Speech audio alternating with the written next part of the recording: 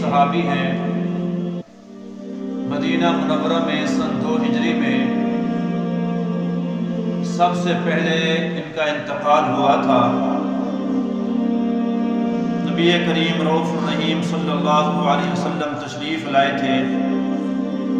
3 مرتبہ حضور جھکے اور 3 مرتبہ حضور نے ان کی پیشانی پہ بوسہ دیا تھا. اور حضور پاک صلی اللہ علیہ وسلم کے آنسوں حضرت عثمان بن مظعون رضی اللہ تعالی عنہ کے چہرے پہ ایسے گرتے تھے جیسے بارش گر رہی ہو. اللہ کے نبی نے جنازہ پڑھایا، خود جنازے کے ساتھ تشریف لے گئے. حضور سے پوچھا حضور کہاں دفن کریں، مسلمانوں کا قبرستان ہی نہیں تھا کوئی. تو اللہ کے نبی نے فرمایا اس جگہ دفن کرو جس کو میں محمد آج سے جنت البقیع کا نام دے رہا ہوں. اللہ ہم سب کو حاضری نصیب فرمائے.